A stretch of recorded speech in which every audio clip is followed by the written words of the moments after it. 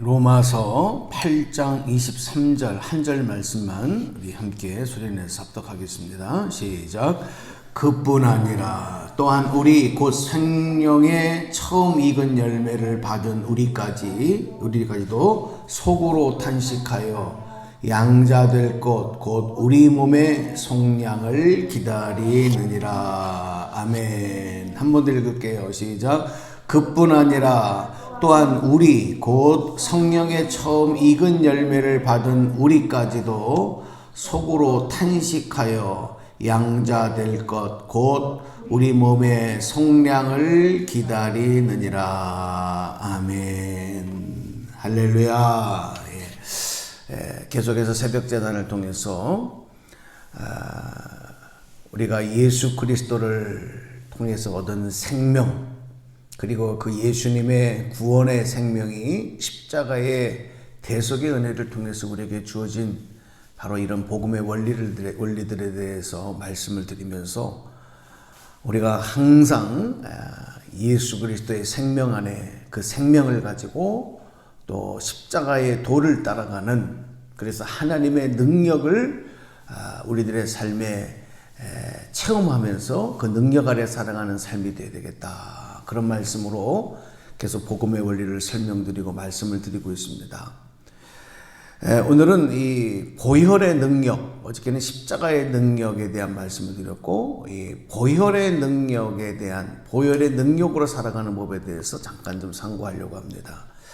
에베소서 2장 1절 말씀에 너희의 허물과 죄로 죽었던 너희를 살리셨도다, 그렇게 말씀을 기록을 하고 있거든요. 너희의 허물과 죄로 죽었던 너희를 살리셨다. 우리를 다시 살려내셨다. 무엇으로 우리를 다시 살려내셨느냐? 그럼 우리가 왜 죽을 수밖에 없는 존재였느냐? 계속 설명을 드리지만 죄 때문입니다. 그 죄의 삭은 사망이요 그 후에는 심판이 따르리니 하는 말씀대로 죄의 결과 우리는 죽게 되는 거예요. 그런데 문제는 뭐냐면, 내가 죄인이라는 사실을 예수 그리스도의 십자가의 대속의 은혜를 입지 아니하면, 예수님을 만나지 아니하면 그 죄를 깨닫지 못한다는 것입니다. 그러나 십자가의 능력은 무엇이냐면 그 죄를 깨닫게 해주시는 능력이 십자가의 능력이요 십자가의 도라는 것이지요.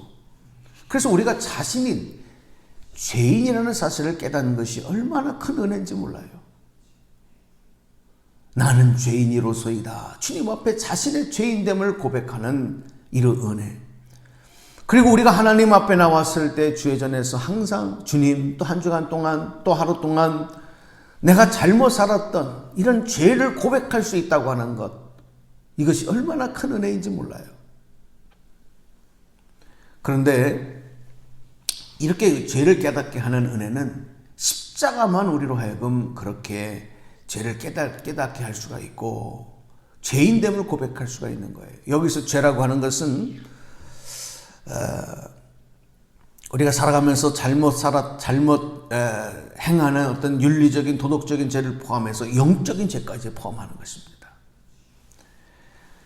그런데 여기서 한 가지 주목할 건 뭐냐면, 만약 나의 죄만 깨닫고 죄만 드러나고 끝난다면 감당할 수가 없어요. 괴로워서. 그렇지 않습니까? 얼마나 괴로워요. 부끄러워서 견딜 수가 없어요. 너무 죄가 많은 거예요. 우리가 예수를 믿고 난 다음에 세례를 받고 또 이제 하나님의 새 생명을 얻은 새 사람으로 살아갈 때 다시는 죄를 짓고 싶지 않죠. 세상 가운데 육체적으로 또 우리의 마음과 정신적으로 죄를 짓고 싶지 않는 그런 마음과 각오를 하지만, 그래서 정말 예수 믿고 우리가 변화되어져서 죄를 짓지 않을 줄로 알았지만은 돌아보면 항상 또다시 우리가 여전히 죄 가운데 남아있던 삶, 죄 가운데 살아가는 모습을 다시 깨닫게 되고, 그래서 또 괴로워하고 주님 앞에 그 죄를 고백할 때가 많습니다. 내 자신을 항상 주님의 십자가 앞에 내려놓고 바라볼 때마다 나의 욕심은 여전히 살아있고 나의 교만과 정욕과 불순종, 달라진 것이 없는 것 같은 모습을 볼 때마다 우리는 우리의 연약함을 주님 앞에 고백하지 않을 수가 없습니다. 그러나 이 문제도 보혈의 능력을 깨달으면, 보혈의 능력으로 사는 법을 깨닫게 되면 죄의 문제, 이런 죄의 문제가 해결되는 것을 또다시 체험하는 것입니다. 여러분, 예수를 믿음으로 우리 영혼은 분명히 구원받았는 줄로 믿습니다. 예수를 믿는 순간 우리는 구원받는 거예요. 그러나 우리의 영혼, 구원받아 하나님 앞에 의인으로 인정을 받지만 우리의 육체, 우리의 몸은 아직 여전히 죄 가운데 있는 세상 가운데 살아갈 수밖에 없어요. 하나님이 우리를 의인으로 인정해 주셨지만 죄 가운데서 또다시 우리의 육체의 삶, 이것은 또다시 죄에 오염되어져 갈 수밖에 없단 말이죠. 그러나 죄로 오염되어진 몸조차도 우리 주님 다시 오실 때 온전히 구원을 받을 수 있다. 성경은 그렇게 말씀하는 겁니다. 그래서 오늘 우리가 읽었던 8장 23절 말씀에 그렇게 말씀을 하는 것입니다. 우리가 성령의 처음 익은 열매를 받았지만 그렇게 성령의 열매를 받은 우리까지도 속으로 탄식하여 양자될 것, 곧 우리 몸의 속량을 기다린다. 우리 육체의 완전한 구원까지도 우리가 소망한다고 강구하는 것입니다. 그러면 우리가 죄인된 몸으로 예수님을 믿는다는 것은 도대체 무슨 의미일까? 사실 여기에서 얼마나 많은 갈등이 일어나는지 몰라요.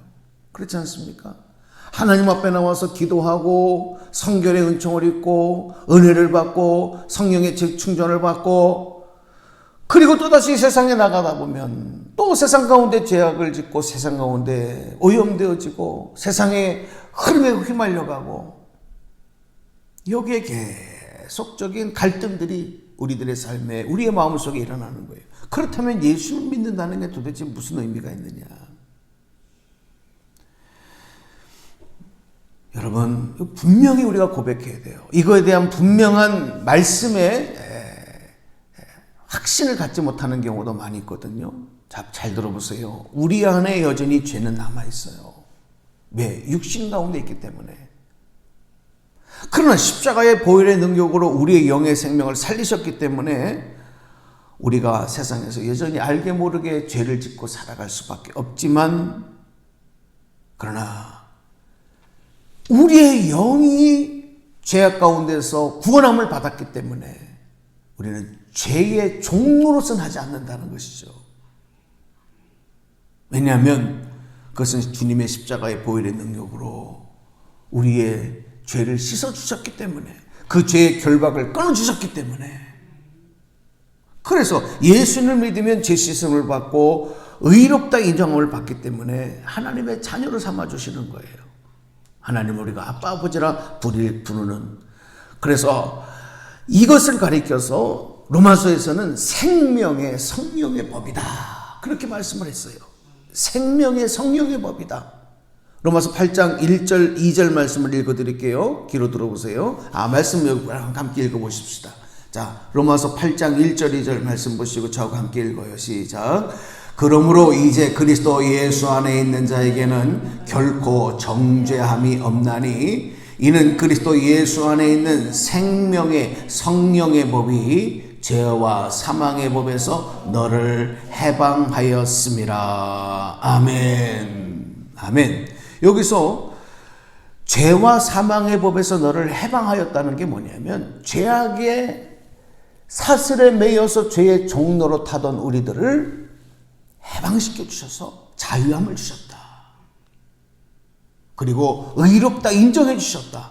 그래서 우리를 하나님의 자녀로 삼아 주셔서 우리는 하나님을 아버지로 부르며 살아가는 자녀의 권세를 누리게 된 것입니다. 우리가 여전히 우리의 육체는 죄악된 세상 가운데 살아가지만 이렇게 우리의 영이 구원받아 하나님의 자녀로 인정받았기 때문에 우리는 더 이상 죄악의 노예가 아니다. 오늘 저와 여러분은 하나님의 자녀요, 하나님 예수 그리스도의 생명 안에서 자유함을 누리는 존재인 줄로 믿습니다. 그런데 어떤 이단에서는 이렇게 우리가 죄사함을 받았기 때문에 더 이상 회개하지 말아야 된다. 자꾸 죄인의 의식을 갖는 것, 자꾸 나의 죄를 고백하는 것, 죄를 용서해달라고 고백하는 건 잘못된 것이다. 이렇게 말하는 데가 있어요.